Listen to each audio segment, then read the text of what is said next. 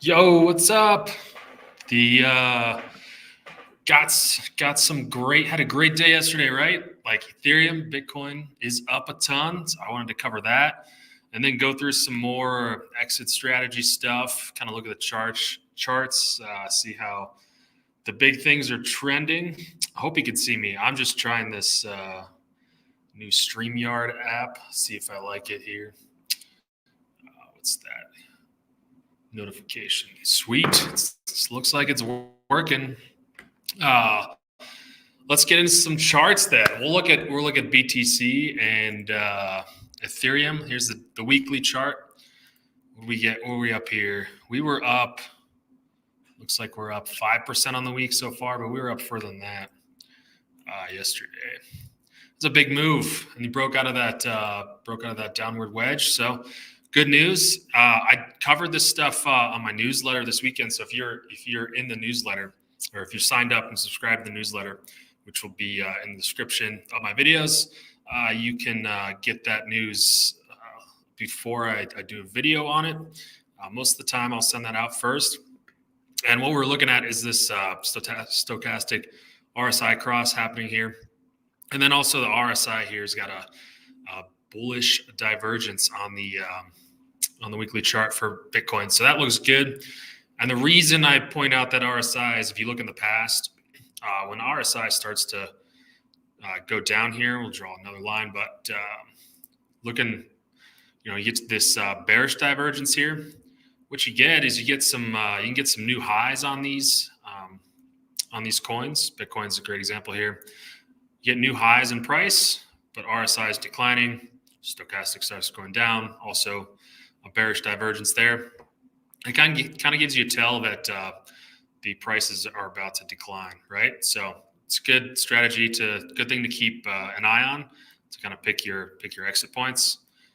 So you see you got two good peaks here, and then another little peak there. This is smaller, but gives you an idea when things are looking toppy that might be time to get out. But right now we're on the uptrend, baby. Look at that. That's great. Let's look at Ethereum real quick. Ethereum.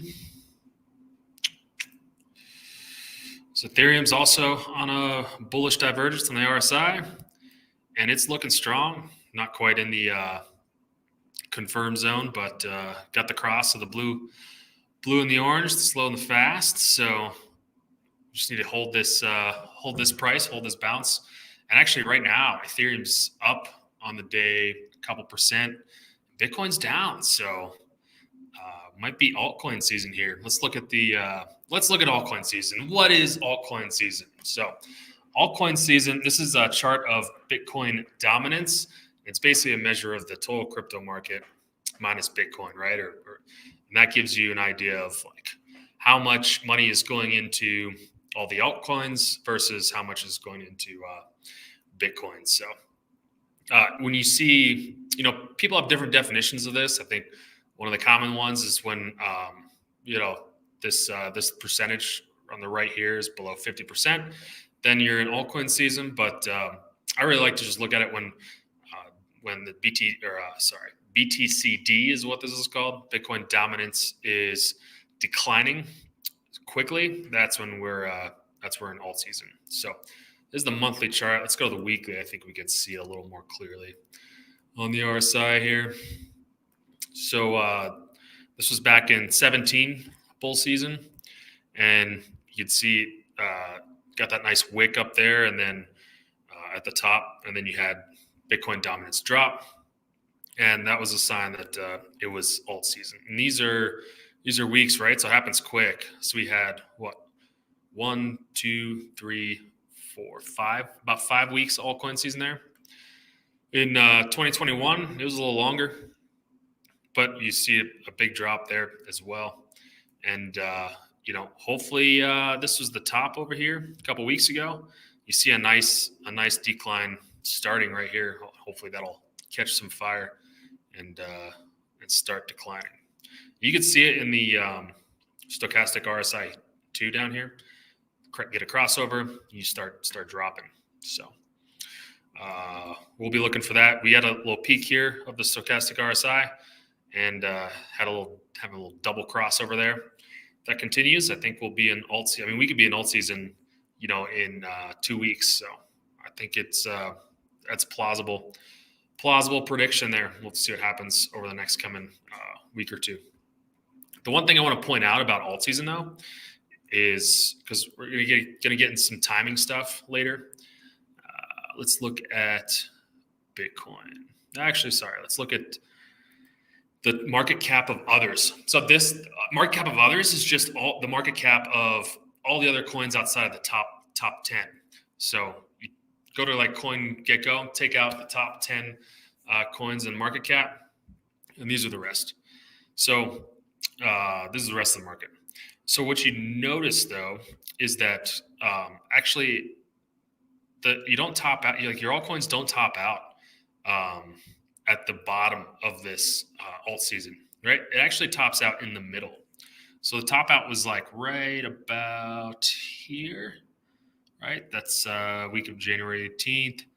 And we're down towards the end. That was, but not at the bottom, right? So if we take the percentage of that, that was about 37% decline in Bitcoin dominance. And it was happening again here too. So about 2/3 of the way down the trend, right? And right here was the candle below the bottom one.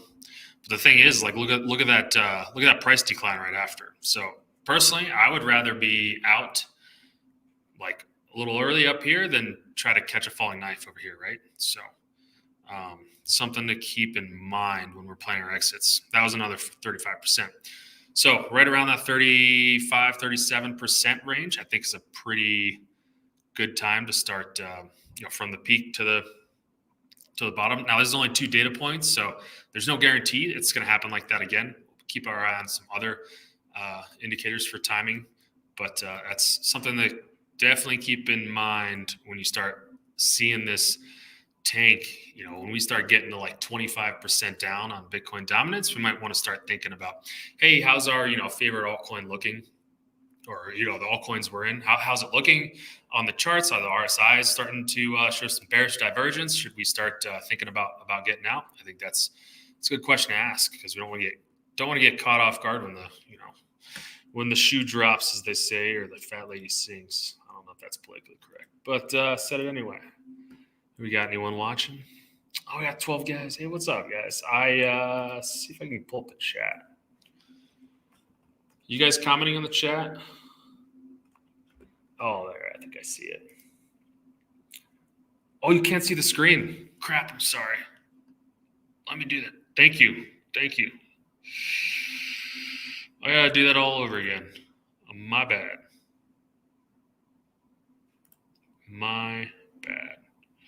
All right, let's go to the entire screen. There we go. All right, I'll do it all over again. All right, let's start from the top. We'll start from Bitcoin. Thanks for staying on and let me know, guys. I'm trying to figure out this new system, so I'll get it figured out. So this is Bitcoin, right? Had a nice pump. They broke out of this downward wedge or bullish flag, and you see we got here. No, thank you, Kylie. Appreciate you. We got here. This is a bullish divergence, right? So we've got making higher lows. This is the weekly chart. This is a good sign, right? And what you'll see is that when you go over to the previous market tops, previous bull cycles, is before you see price decline, you'll actually see price increase, but RSI is a bearish divergence. It's going down. It's making lower tops.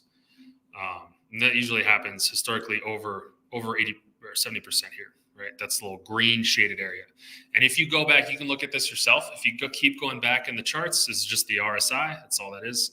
They'll look a little different colors. This is just the one that I selected, but you can go back and just, prove it to yourself.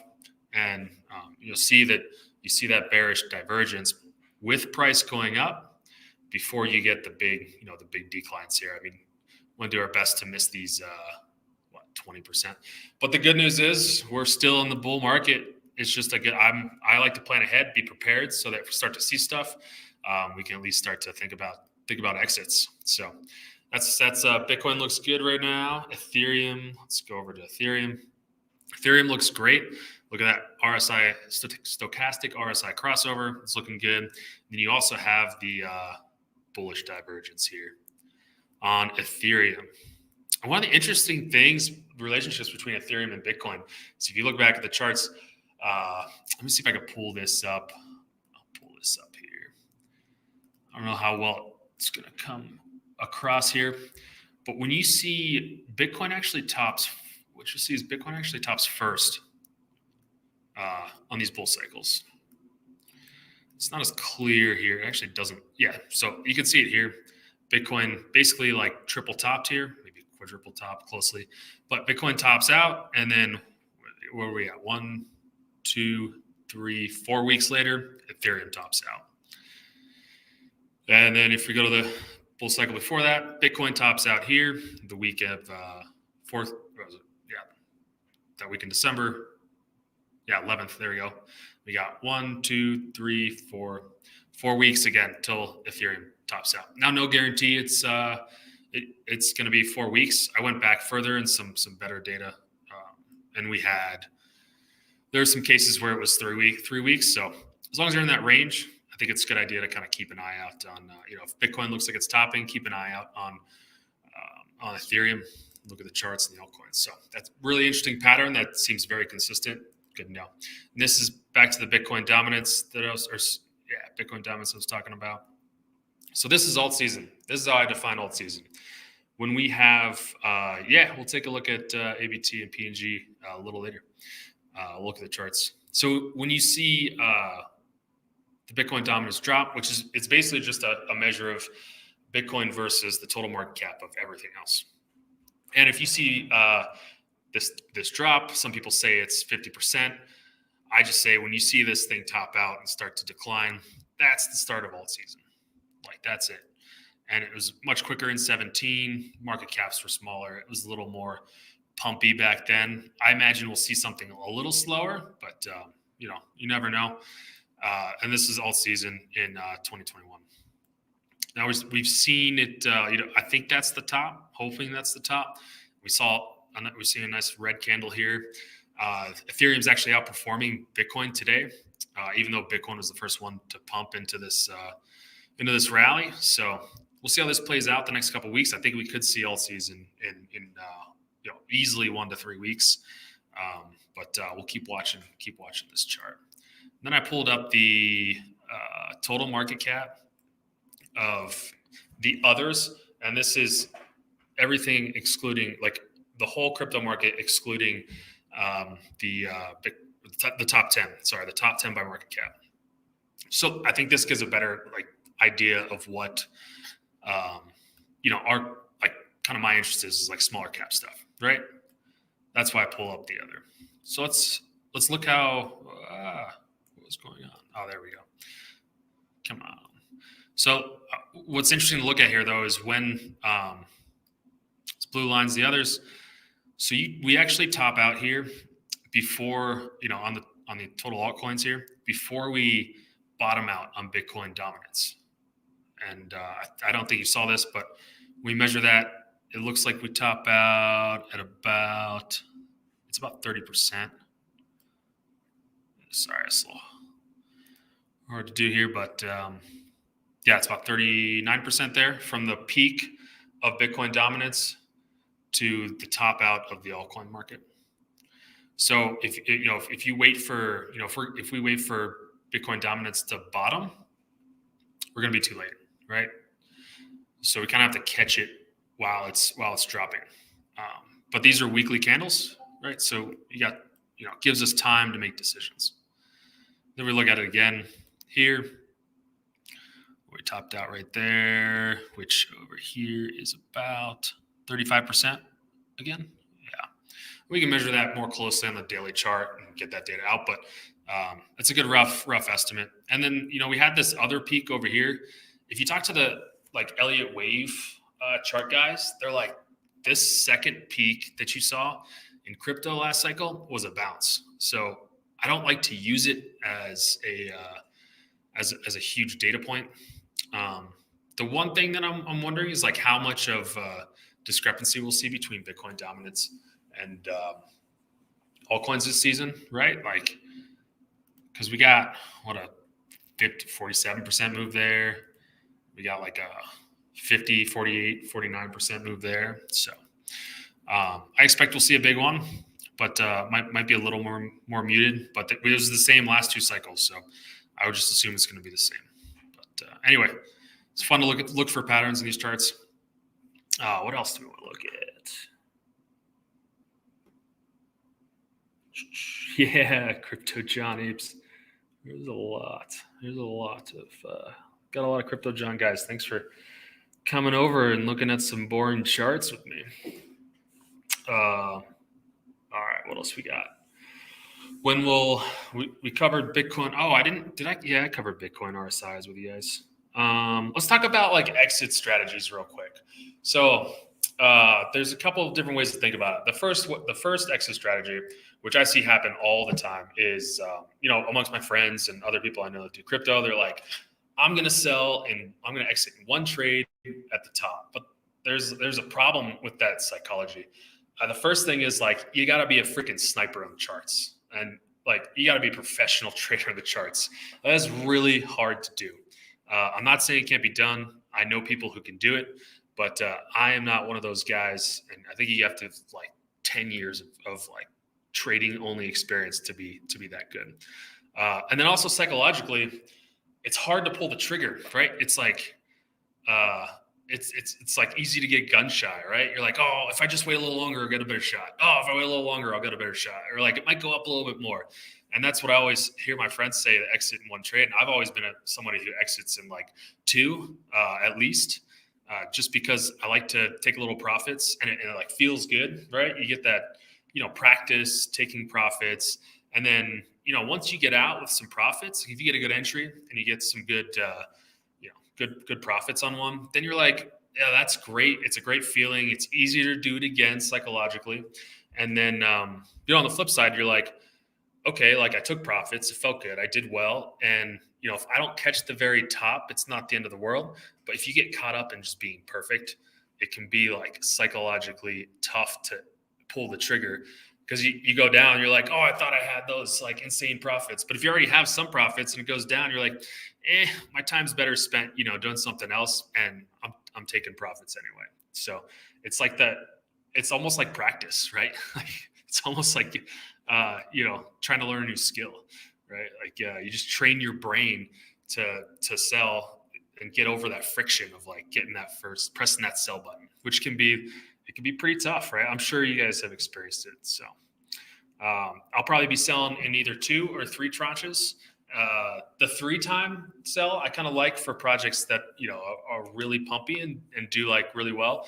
And the thought behind the way I'm gonna do it is like I'll get out of my initial position first, and pretty much take the total risk out, and then I'm just playing with house money. And then when I kind of see RSIs start to roll over, a lot of these RSIs on these altcoins last cycle did 3 peaks on their way down in the bearish divergence. So maybe depending on how the charts look, sell in the second peak. Bitcoin's looking toppy, and then take half of the house money off the table, and then the rest of it's gravy, right? I can just play with it, and that's the way I'm thinking about it. So obviously not financial advice for you, but I think that's from my experience a really solid way to do it. And then like if you do 3 too, that if you have your initial investment out already, like then you can be more risky, right? And then if you take half of your house money out, then it's like, well, why not try to find the top just for fun, Because at that point you're like, if I lose, it's only gonna be a percentage, but if I lose a percentage of my half of my house money, then like, it's all gravy. I'm already up. So that's the best way to. That's the most. It's like the king's way of doing it, right? But not everyone's gonna be in that position. So understand sometimes you buy in late, but you guys are all here early, so I think you guys will have good holds. All right, covered some basic entry exit strategies. Now let's go. Yeah, let's do some charts. We'll pull up the chat. Let's see what you guys got. What's up, James? Yeah. I mean, like, I know there's definitely like everyone's got the 100K target, but that's the thing, right? Like, if if you got a good position in Bitcoin, like, it's just like I would rather sell a little bit of Bitcoin. We're going to see some resistance there. At least if I had like my initial investment, sell that, and I'd be like, oh, Pi cycle top, yeah. I'll be looking at like multiple Bitcoin indicators. Also, have you seen like Crypto University's 5-3 theory? I think that's a good one, just because it's been when patterns repeat themselves, they tend to repeat themselves. I mean, we could still go. I think we could still hit above 80,000, especially when it looks like interest rates are going to drop. That's going to get the market really excited, so we could push over it. And it's different, right? Like, this bull cycle is different in my opinion, because if you look at economic indicators, I think that this cycle will end in a recession. Now, I don't know when, but every other cycle, if you take out Corona, because Corona is kind of an oddball, it wasn't like really the end of a business cycle, in my opinion. But if you look at Bitcoin, like, it's never seen a recession, right? Bitcoin's never been through a recession in the U.S. That's the biggest economy in the world. So I think this cycle is going to be a little different. You can get pretty frothy when Fed starts to cut rates, because the markets get really excited. A little more liquidity gets put in the system.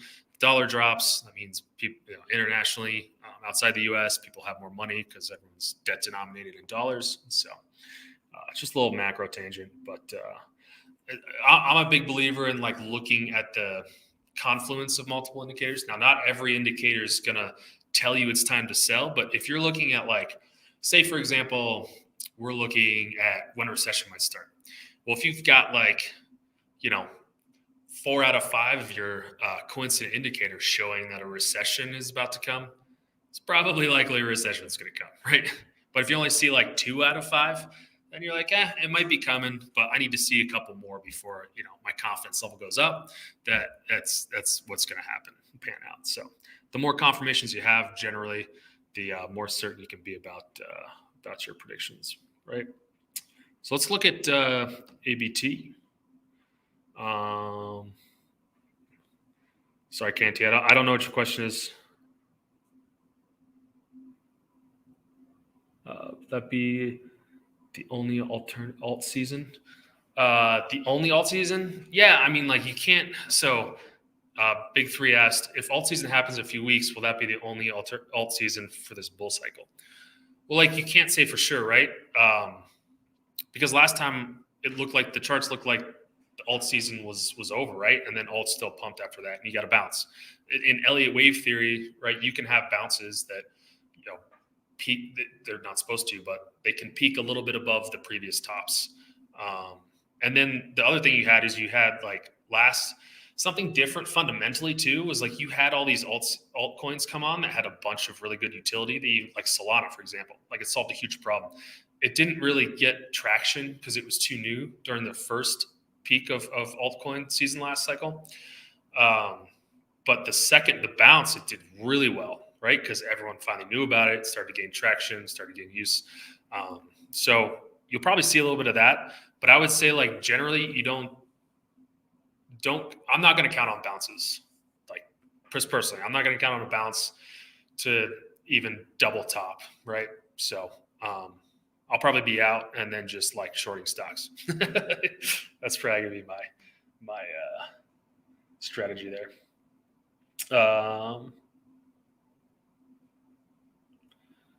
Left translated cycle. I don't know what that is. I don't think I fully understand the question. Do I have an exit strategy? Yeah, I think I just went over it.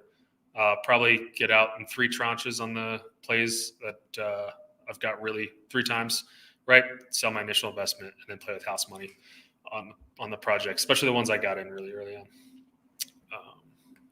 Otherwise, it'll be 2. But yeah, it just depends on the chart looks for that in particular, or that particular altcoin too. Like, if it looks super like pumpy, right? Like, if it's going up a ton, I'll probably take out the initial investment and then just play with house money after that. Let's see. Arcblock. Let's look at Arcblock. Arcblock's been doing really well. Love that one. There we go.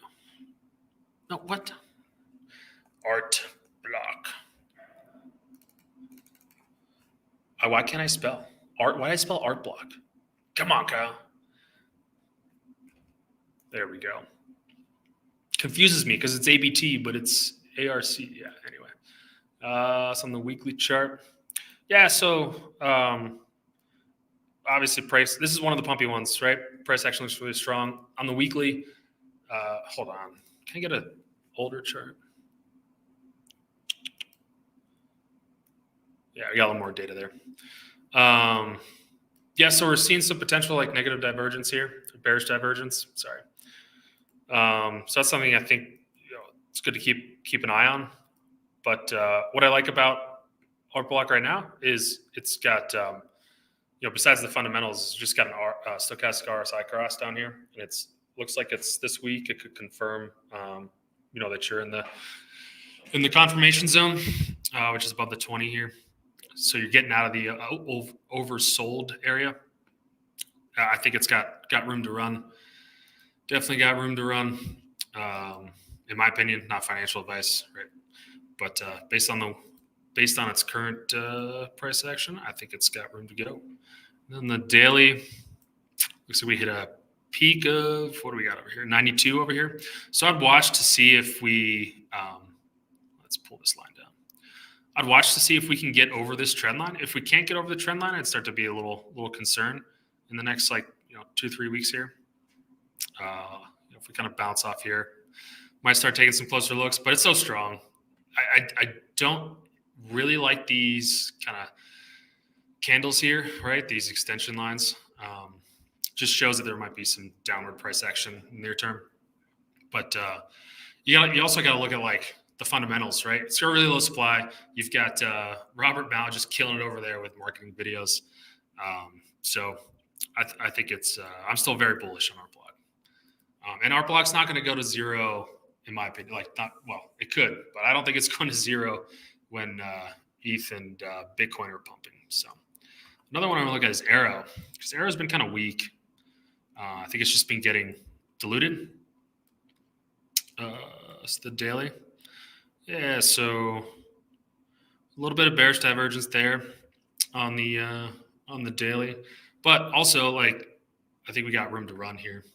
Looks like we've kind of hit a top on stochastic on the daily. On the weekly matters more, right? Well, there's not enough data, so I still really like Aerodrome. Base, you gotta look at base too, right? Because base is the layer one that it's on, and base has been kind of not doing great. I mean, it's growing. There's been some other chains that have outgrown it. More recently, I think it's picked up some transaction volume. AERO has also continued to increase their TBL, so I do like that. I think we're going to beat these previous highs. That's my personal opinion, not financial advice, obviously, but I still like AERO. How do you not like AERO? Coinbase has a huge customer base, and they can drive people to base, right? And even if they don't have customers, Coinbase, and everyone's going to be like, oh, Coinbase has a layer one.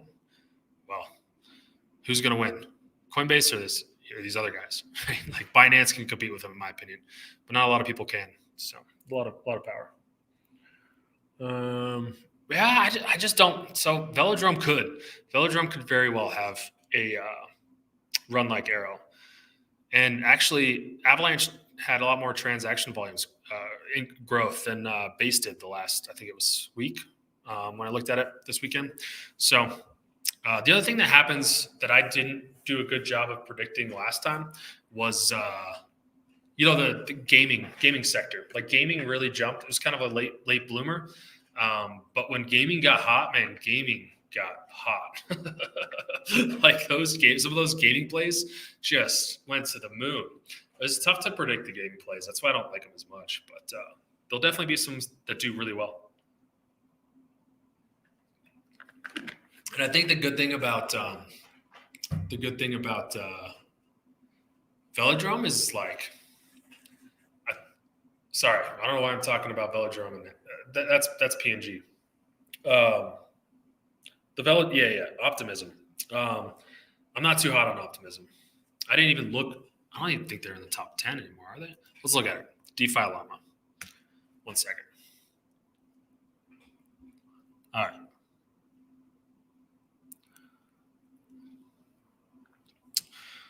Optimism's, number 12. I guess they were 13, so I think it moved up. Oh, they got some good 1 day change in transaction volume. That's good. And then 9%. They lost a little, though. They're in the red. Wow.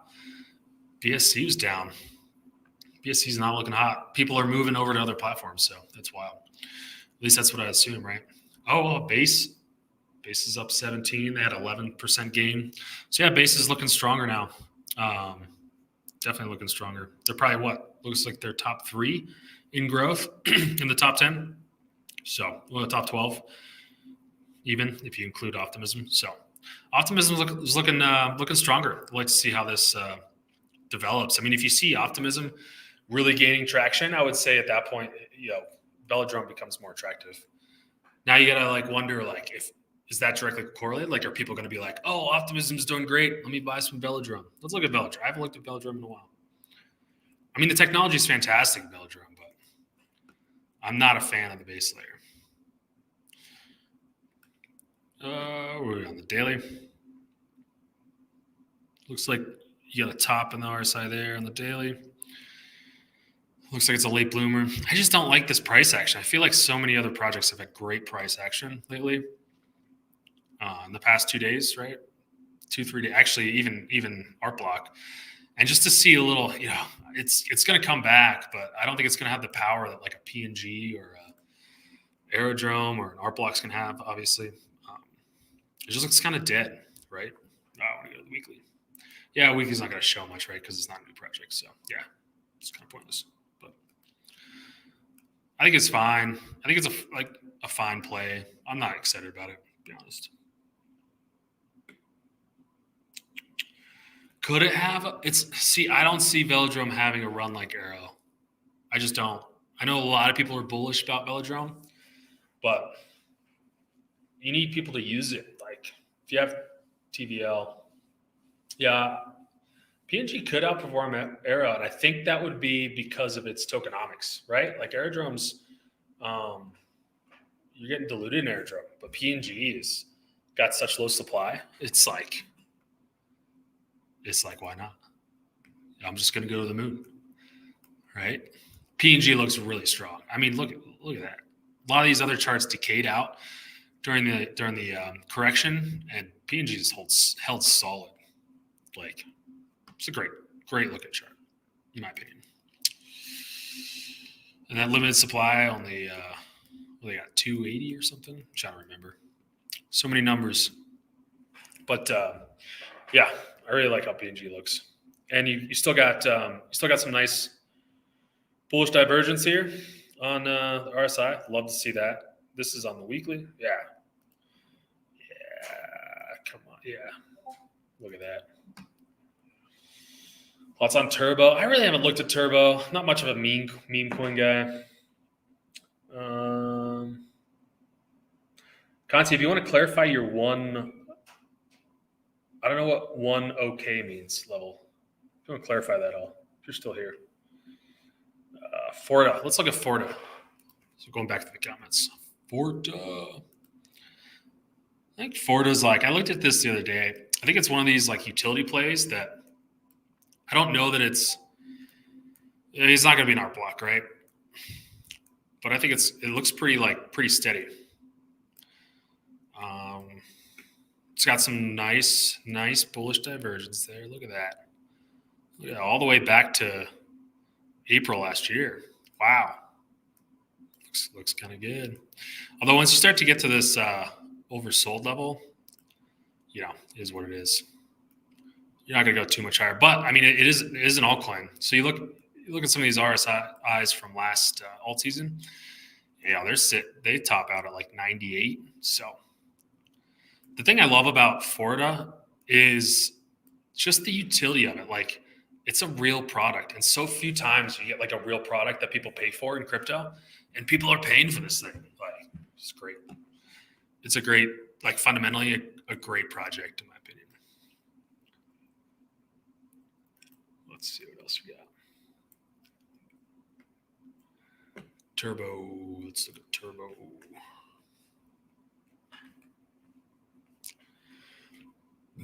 I haven't looked too deep into Turbo. No, you got some nice bullish divergence there. Yeah, it's looking strong on the weekly.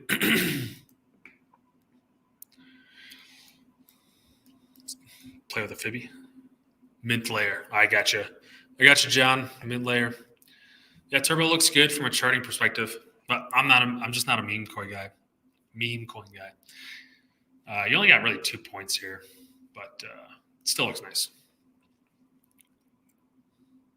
Mint. What's it called? Mint layer.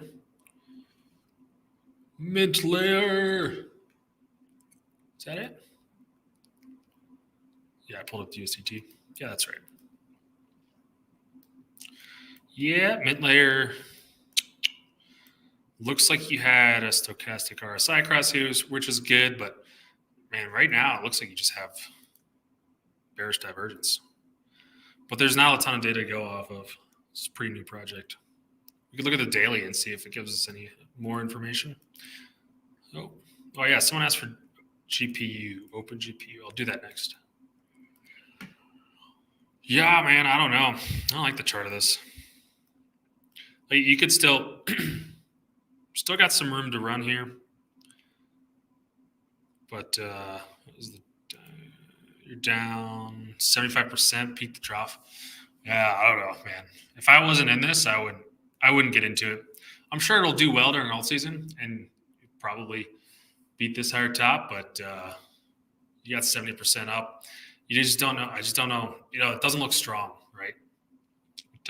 You topped out here, 85, some bearish divergence. It's good that it kept holding this level, but yeah, I don't know. Not too excited about mid layer, but I don't know anything about the fundamentals, so that could kind of change my mind a bit. I wonder why it's down 20% today, though. It's a little concerning. Thanks, John. Yep, thanks for coming. Look at OGPU. Yeah, I love this project. I'm definitely biased towards this project now after watching these guys start to execute. So, little warning there. The founder's just been really good. The team is executed on some projects. So yeah, they don't have a ton of. The problem with these guys right now is like the chart here is like you don't have a lot of data, right? They're new. They launched the token in April 10th, and now it looks like you got some bearish divergence, but like it's such a new project.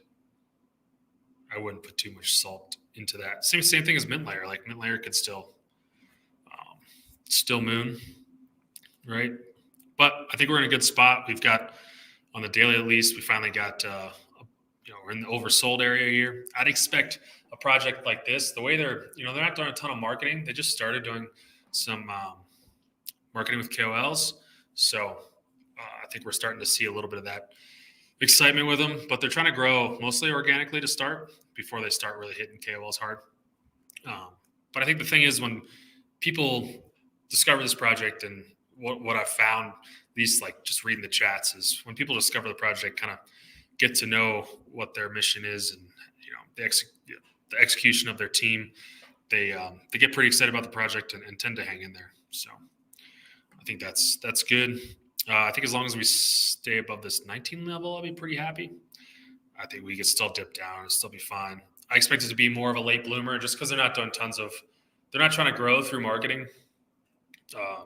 So I expect ETH to go up a lot before we start to see this project. And I still wouldn't be concerned if, ETH extends a lot and we don't see OGPU climbing. I'm kind of debating if we start to see ETH top out some point in the next couple of months, like what I'll do here. But I really think this project is a long-term project.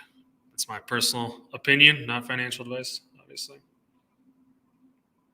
Yeah, I mean, so like if you got an OGPU at 32 cents, right? Like up here. I mean, I bought what from like 15 up and then down the dip again. So it's yeah, you're so early on it.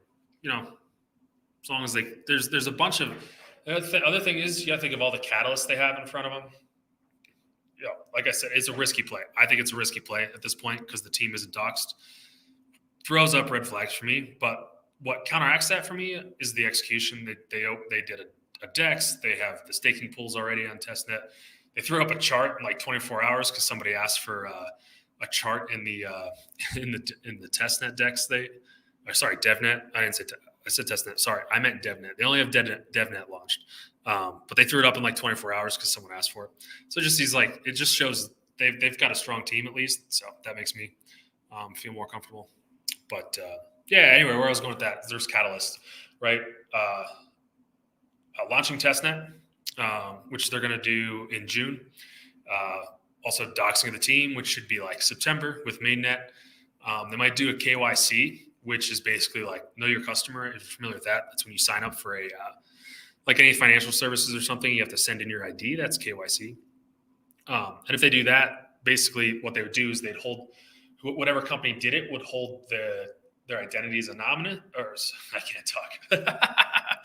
They'd be anonymous, but they would say these guys are who they say they are, and we've confirmed that they own this project, right? So, or they're the leaders of this project.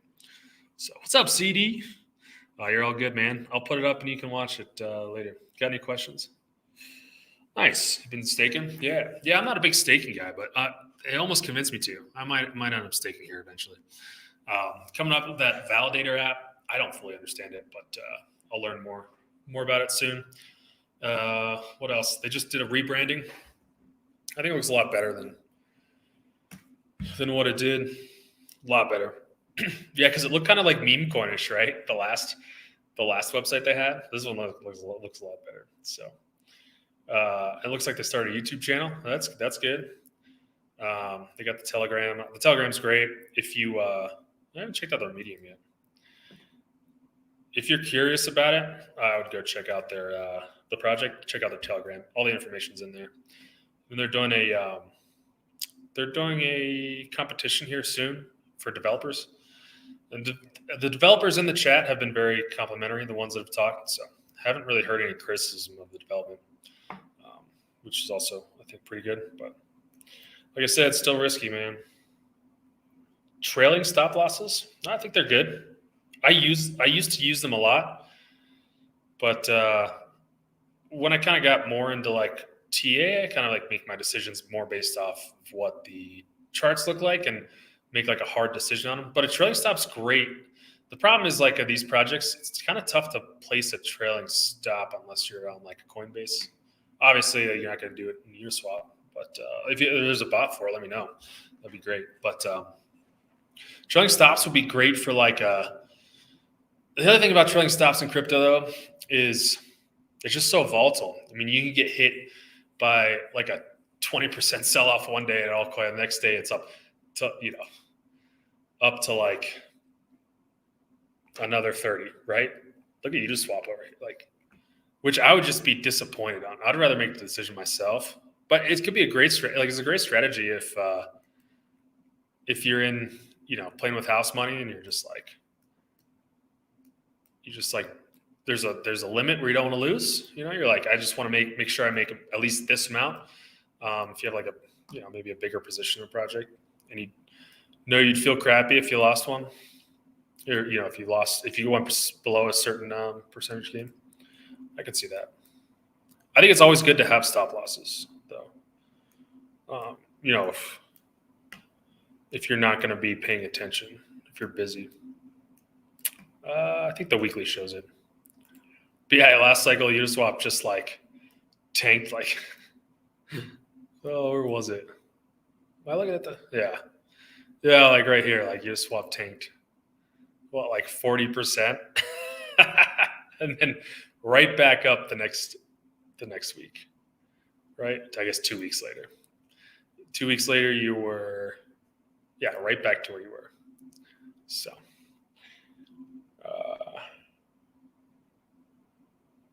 Yeah, SUKU's kind of.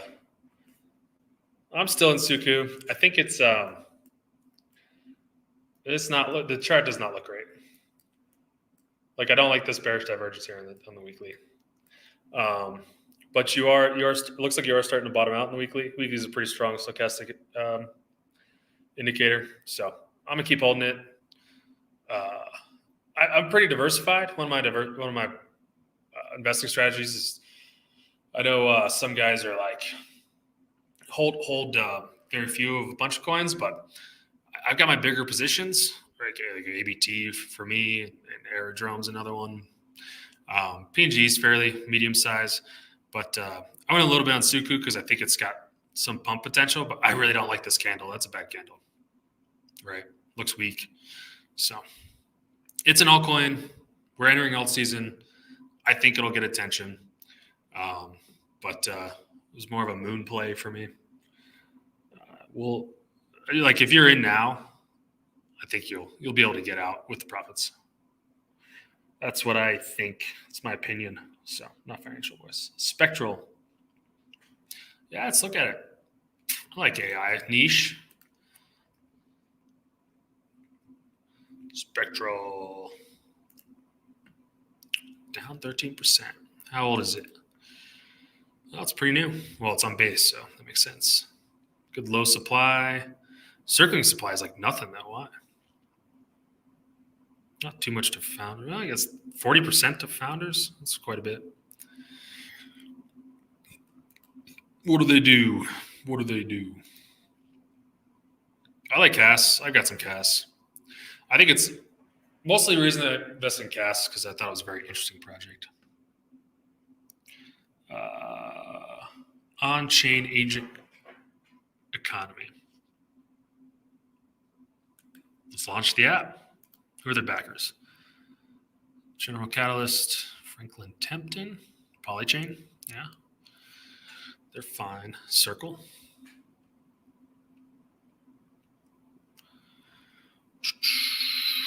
Oh, interesting.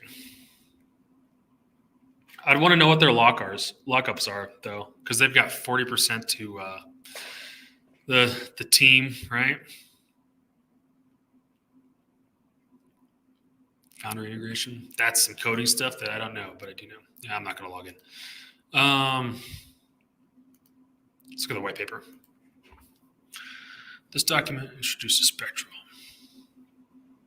machine learning, but is it just like a coding LLM? Is that what it is?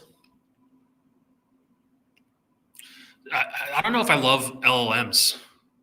Now coding LLM might be a little different. If it's like I'm big on like you got to solve a unique problem for me to be like interested. Yeah, it looks like an LLM. Because the problem is with LLMs, the problem is there's so much competition. You got OpenAI, you got Lambda, you got Perplexity, you got a bunch of these different companies doing LLMs, right? And if you're familiar with the All In podcast, they did an episode recently, a bunch of tech billionaires, where they talked about the LLM landscape, like the AI landscape, and they're talking about how like Lambda, which is Meta's product is open source and it's better than OpenAI's, and then like a week or two later, OpenAI came out with something that totally blew Lambda's latest version out of the water, right? So you've got all this knowledge and all this talent with all these traditional companies on the LLM race. So unless you have like a really strong, you need the talent, right? So you need lots of money. Lots of money needs to pay for lots of talent. So unless they're attracting the talent that allows them to even compete with these big guys, it's just tough for me to think that these projects. Tough for me to believe in these projects, right? But they could still totally do really well. And I think if they're specific to like crypto coding, right, or blockchain coding, you have a chance to kind of have a breakout LLM that's going to find a niche where it can do really well. So that's my thought, though. I see a lot of LLM projects, and it's just so easy to create an LLM. Like, what makes you special? Why are people going to use that project instead of using like an OpenAI? That's the question I think you have to ask yourself about these LLMs. But I do like that Spectral's on base. I would want to learn more about their technology. Scanning the blockchain. Oh, that sounds interesting. All right. I'll look more into this, actually. I think it's interesting. Yeah. Because the other thing is the other thing about LLMs and AI is it's all about your training data, right? So like OpenAI was like ChatGPT I was complaining about it constantly for a while because you could not ask it any questions after like January 2022. Now that was like 3.5. I was cheap. I didn't pay for the updated version, which I'm sure was more up to date. But like if your training data is specifically blockchain, that could be a really good project. I would have to look into token lockups and yeah, I think it'd do well. But that's just an initial look. So let's GFI. I like GFI. I know I gave GFI a whole bunch of crap for not having any, creating new loans and stuff, but I really do like the project, and I got in pretty good points. So you got some nice bullish divergence there, like that. Looks good. If it bounces off this trend line, make me happy. They got up to like 92, which is pretty high. 93. Yeah, that's pretty high on the RSI. So let's see if we can hold it. I'll be looking for the cross here on the weekly stochastic RSI. But I think it looks good. Should we look at Altseason date prediction? Covered that earlier. I think we're looking at 1 to 3 weeks. And what I'm watching for is this decline of Bitcoin dominance. So once we kind of see that roll over and we're peak here on looks like we're topping out here and crossing over on the RSI. I don't like that it didn't get into the overbought zone. So tells me it might be a little weaker of an alt season this time, but I think we're headed there. We could see this drag on for a couple more weeks too, but we could also see it start here in the next 2-3 weeks. So if you want to get in, personally, if I had some extra cash laying around that I wanted to buy some stuff, I would be getting in kind of after the next couple days. I'll be waiting for this last kind of push that ETH made to consolidate for a little bit, but that's what I'd be thinking. I 5K only and I invested 3 coins. I'm gonna get back. Hold on, let me do Cellframe real quick. Someone asked for Cellframe.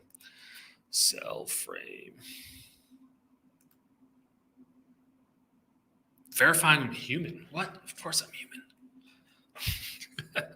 I'm an alien. This is an older project. Okay. Wow, no supply. That's great. Almost all circulating. The rest is development funds. It's good tokenomics. Great tokenomics, actually. A little pumpy, though. I don't like how it went up to 60 and then down to 20. It is on... Yeah, it's not on any big exchanges. That's probably why. Gate. Wrong one. Cellframe. Service-oriented blockchain platform. What does it do? Cellframe SDK.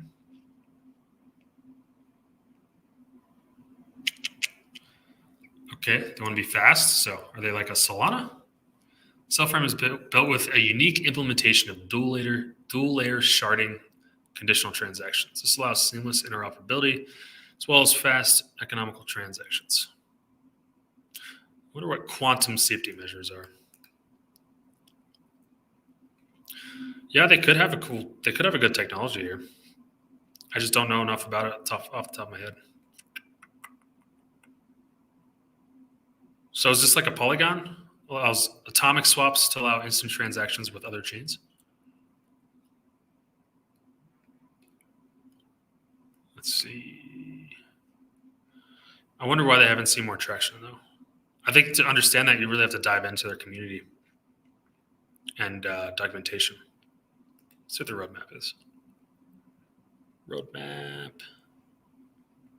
Thanks, CD. Good to see you, man. Thanks for stopping by. Have a good day. Yeah, that's convoluted.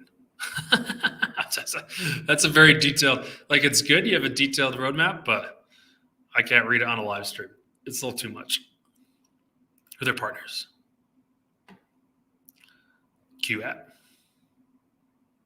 Don't recognize a ton of them. Yeah, don't recognize a lot of them. They've got a great website.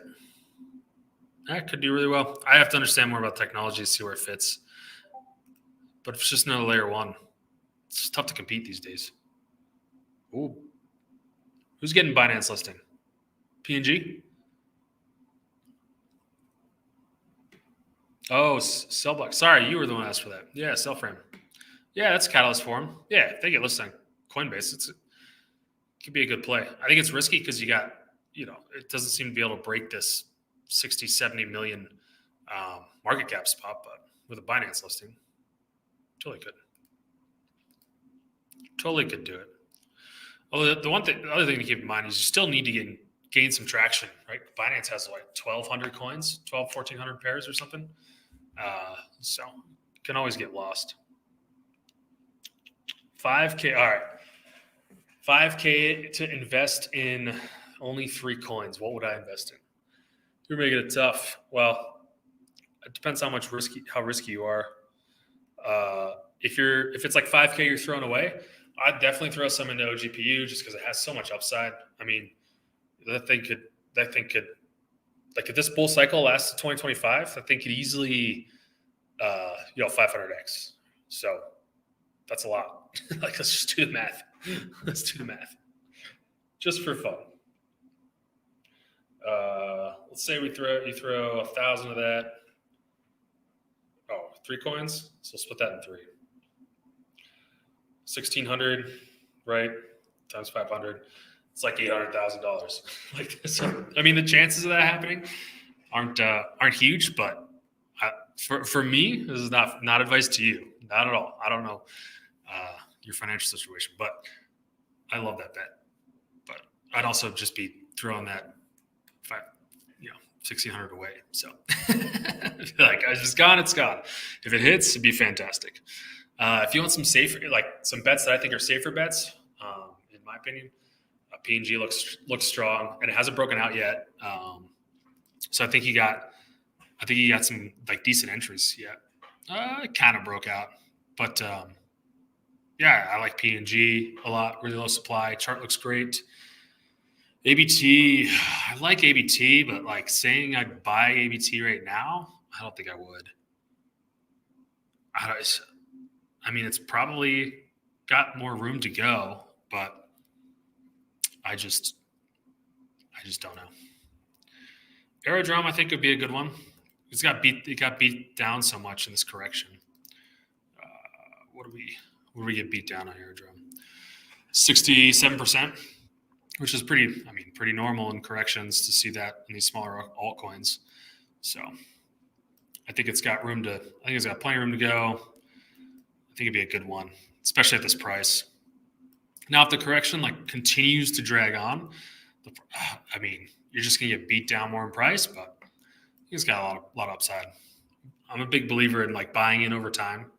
Like if you to look at my purchases, they're generally a tenth or a quarter of my total position. I just kind of average in. That prevents you from getting excited and buying during these big pumps. I'm buy 10%, wait a couple days. If it looks like it's good price, I'll buy again. And then I kind of just leave a reserve to buy in. That's been my strategy getting in. And then I didn't give you a third, did I? Third's going to be tough. Let me look at my list. Watch list real quick. Yeah, I like AERO. I mentioned that. PNG and GPU. Yeah, those are good ones. And GFIs. I think GFI is a good one too. I like GFI, even though there's a ton of FUD around it. The chart doesn't look phenomenal. Still think it's a good chart. Plus, they got great their team. I also really like Centrifuge. I think Centrifuge is underrated. I really like Centrifuge's team, like listening to them on their AMAs, and the chart's done pretty well. I do remember the tokenomics. I don't think I love the tokenomics. Cellframe transferred there. I wonder why they migrated their chain. CFG. Oh yeah, no, it looks pretty good. 500 million tokens out of 546. I like that. Pretty good circling supply. But it is infinite, so they can dilute you if they want. Anyway, what are we doing? Like an hour here? Swap Forta for PNG. GFI. Man, it's tough. Like, I personally wouldn't.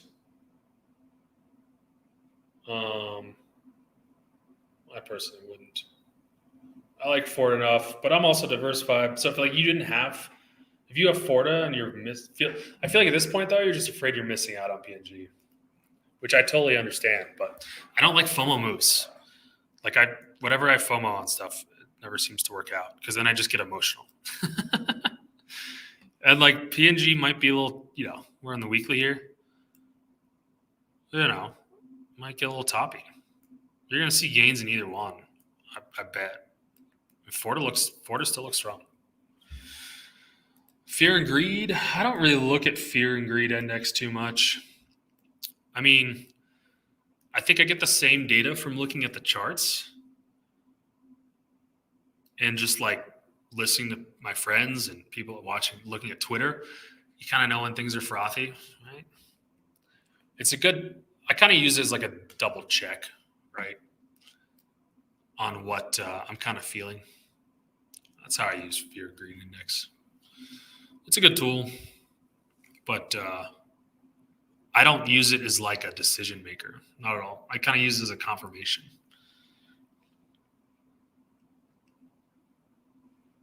Yeah. Yeah, I mean, like, the other thing I've done is, like, if I find another project that I like, sometimes I take a little bit out of a project I'm in and just allocate it differently. Take a couple off the top of some. So I think Aerodrome will go down a bit. Well, it just depends. It just depends on when Altseason comes, really, like how excited the market gets. Like, we're going to have to see Ethereum kind of break out of its, not this one. You're going to see Ethereum break out of the 3,800 level, I think, before we really see Altseason. So everything that's done well to this point, I think is going to do really well during Altseason. But like, it's 38.9 is pretty strong resistance point. Sorry, no, it's 39.60 there to 40,030. That's kind of the range that we got to break with Ethereum before I think we'll really see altcoin take off.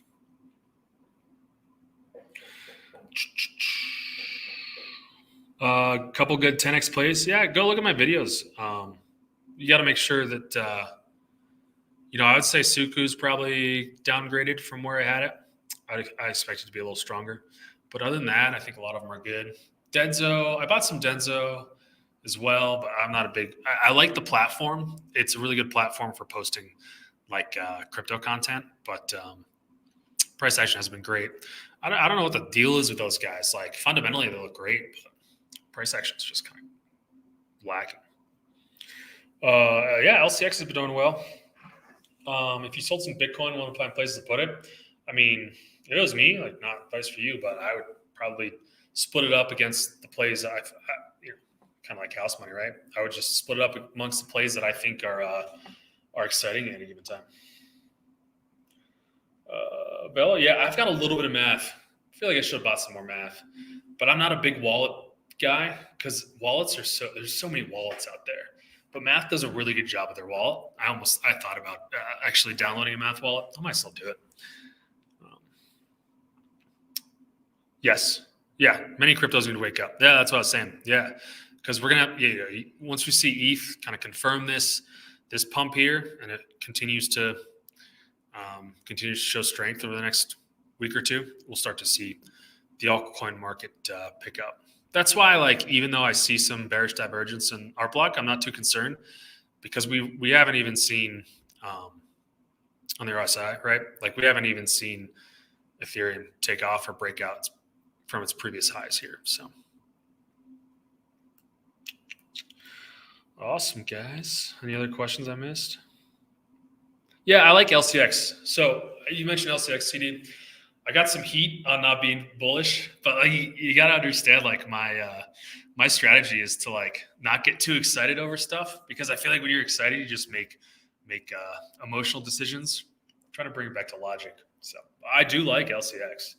I just don't think it's as hot as people think it is. Like, I think people are overestimating what LCX can do, because they go, oh, well, they've got this real world asset plays, and they've got like this NFT play, and they've got this other smart contract play or whatever, and they attribute it all to LCX, but they have their own tokens. Like, all these other projects have their own tokens, so basically they have their own stock, is the way to think about it. They got to be valued by those tokens, right? Like, those projects are valued by their own tokens. They can't be thrown into LCX, which is should just be valued in exchange. Now, I think a couple people will do that, but they're also going after institutional investors, right? So institutions, if they start investing in LCX or other LCX projects, they're not going to be valuing those other projects with inside of LCX. LCX is going to be its own token in their evaluation. They're way too smart to make that mistake. Nice. Good, dude. Well, just know OGPU is risky, but I think they've got some really good team there. So I'm excited what they could do. I'm really excited about those guys. So, well, thanks for coming on, guys. Any more questions before I peace out here? Last call. How many cryptos do I have? Yeah, I've got like at least 12. Way too many. ALEPH. Let's look at ALEPH. Just kidding, guys. I'm saying ALEPH. I did look at this briefly.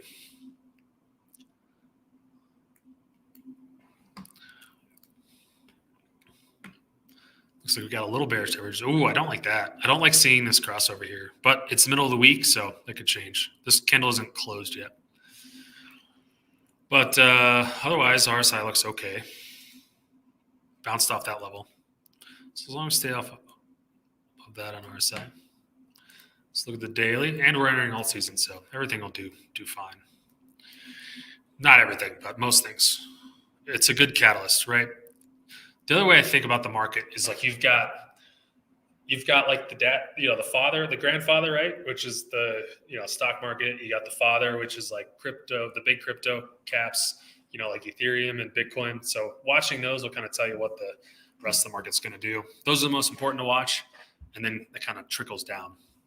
And when you're standing in front of a potential like strong bull run, I just don't see how you can actually be bearish about an altcoin. Like, if you are convicted that it's a good project and it has reason to run, I don't see any reason to play the line, play it, start trading it, I guess. CoinGecko. Let's look at ALEPH.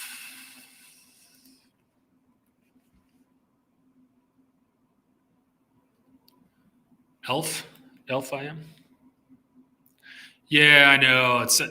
I got 12, and it's like, I'm not looking forward to creating watching them all for exit strategies. That's I have more than 12, but like 12 major positions.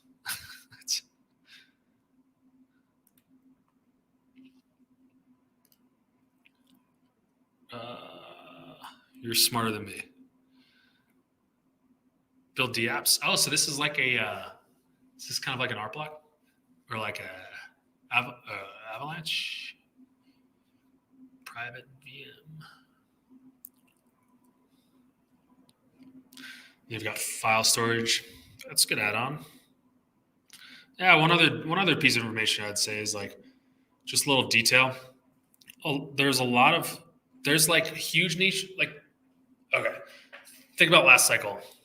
Some of those niches from last cycle have become sub niches, but they're not like, because the projects that did really well in niches like storage niche, like ICP, I guess it's going to be really tough to come on the market and replicate that because they already have the market share. So everyone knows where to go if they want, the ICP, Filecoin, right? Like everyone knows where to go if they want like DeFi file storage. So if you're looking at like this is not a major reason to buy, right? I'd say the same thing for LLMs. LLMs are a good add-on to a project, but I would not make a decision based on a project having an LLM. Like that's not enough for me. It's not enough of a catalyst for me to think that project's going to outperform, some other projects. Now, if you have like a great community and marketing, you could do it, but that just seems a little more like, that's just more finicky. Like you can't predict that stuff as well. So they've been launched for a while, right? Yeah. Oh, it's just 2020. Yep. So it's an old project. Nice. This could definitely be a good project. Token supply is 500,000. Trading volume seems pretty low. Oh, but why don't they have any tokens? That's confusing. Token supply is confusing, right? Do you know what they're doing with the token supply? Because they got 500,000 tokens listed as total supply, but then they burnt 500 million. Looks like. Yeah. It's confusing. I can't make any call on their tokenomics with that info.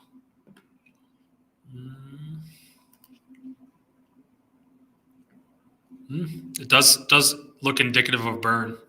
So that's wait. Yeah. So that's good. But Stratos is backer. Looks like they've got some Chinese or Asian influence. I have to understand how they're different from Arcblock. All right. Anything else? Oh, Maple comparing to GP. Yes, I did look at Maple a little bit. Let's look at it. I would like to know more about Maple. Oh, wow. Look at them go. So what I'd be looking, I'm not going to be able to review this whole thing, but what I'll be looking at for Maple is, thanks for mentioning that. That is close to, it's similar to GFI. So I'll be looking at what kind of loans they do. Let's see if they have listed. Because GFI has been doing like private loans was their initial, which didn't work great for them. Oh, it looks like they have a whole bunch of different. Oh, I kind of like this. Oh, I might steal this and review it. Come on, stable coins, secured lending. Sounds safer than private loans. Altcoin secured lending sounds riskier than private loans. Corporate credit, huh? Well, that sounds just as risky as private loans. So I like that they have, they're a little diversified. That could be a good thing. Who are their backers? Yeah, I would like to know more about their experience, background. Circle, that's a good one. Castle Islands, heard of them. I need to deep dive all the 700 VC firms. That'd be interesting. Wish I had some analysts to do that.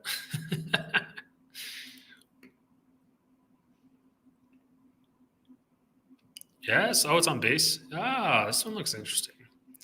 Looks really interesting. I'm going to take a closer look at this. Yeah, I'm intrigued. It's on some big exchanges. Got great tokenomics. Yeah. But they didn't launch on base, did they? It's 21. I like it so far. Initial thoughts could be a great project. Could be a great project. Any specific questions about Maple?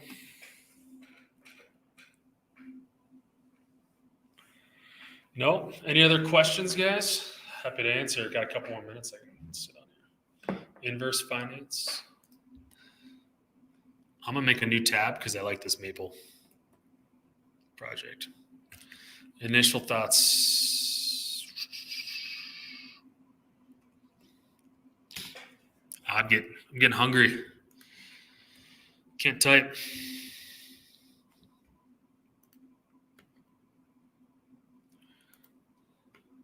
It's an older project. What are those spikes doing over there? That looks a little deflated.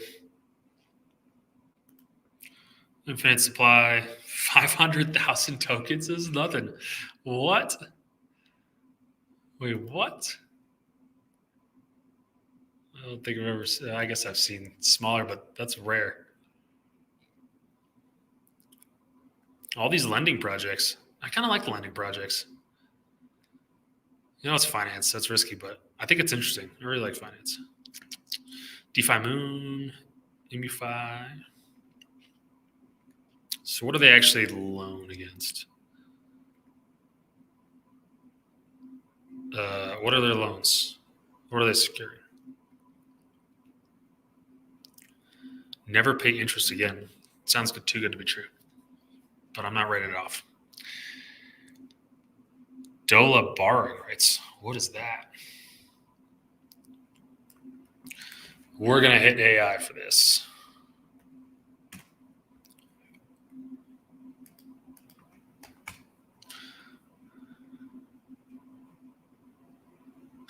We don't know.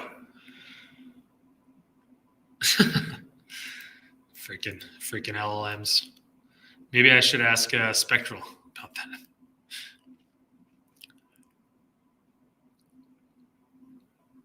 Got what, 3 tokens? Looks like it's multi-layered. Learn more. How much would the gas fees be on Uniswap? I mean, I don't think OpenGPU is going to have a significant impact on gas fees. Okay, so DOLA is a stablecoin pegged to the US dollar. Got it. Reminds me of Luna. Probably isn't firm. Fixed rate lending market. This looks like some hardcore financial engineering project. Which those are cool. But we saw how Luna panned out. It was risky. You know, it's really tough to like financially engineer an economy. Because you think about it, like everyone's trying to beat the system, right? And if there are any cracks, like someone's going to figure it out and take advantage of it. But there have been plenty. I know Luna's an example, but there have been plenty of successful financial engineering projects. But it's a balance, right? Because you got to be able to do it in a way that incentivizes people to use it while not like getting your project blown up by someone trying to arbitrage the HE double hockey sticks out of it. Debt backed. Okay. It's yield bearing. Oh, so they got a yield bearing stablecoin? Oh, that's SDOLA. Okay. Product guide. There we go. DOLA Feds. This is sounding interesting. Inverse. Okay. So I'm assuming there's some sort of inverse relationship they use for their stablecoin tokenomics. Is that. All right. This thing's complicated. I would love to understand it, but I'm not going to understand it in the next like 2 minutes here. But I am curious what firm is. Fixed rate market. That's pretty cool. This sounds cool. Deposit your collateral of choice in the firm app. Make sure you have enough ETH to continue transaction. Oh, so it reminds me of like synthetics. They had like a similar model before. But I think they had to change it due to they're trying to get away from SEC laws. So DOLA is Luna. Is it the same creators? I mean, I'm getting the Luna vibes. Which, like, if you're debt backed, it adds leverage. Every time you have a leverage, especially to something like a stable coin, you know, you run the risk of blowing up when you have like a run on the bank, basically, right? You have big sellers, a lot of sellers. So interesting project, but I'd like worried it's a little risky at this point, especially with 10% APYs. It's almost like you got to borrow from Peter to pay Paul on a lot of these projects, right? Like, where does that interest come from? It's got to come from somewhere. If a project pays out because they're collecting fees, that's one thing. Totally understand it. Like, that's reproducible based on how many transactions you have going. You're bringing in money, right, on a tax or like a fee for like a DEX. That makes a lot of sense, right? But if you're lending stuff out and guaranteeing an APY, like, where's that money coming from? And if you're debt backed, that means you're leveraged, and that means if people start to do a run on your token, you have to pay. Even if it's a stable coin, you still got to pay that out, right? So your market cap is going to get hit. There's always a breaking point on those models. So I'd be a little worried about it. I'd have to really understand it, like deeply understand it to feel comfortable. It'd take a while. So sorry if that's not very helpful, but I'd be cautious. All right, guys, I'm gonna go eat. Thanks for being here, and thanks for joining. I'll see you guys later. Have a great week.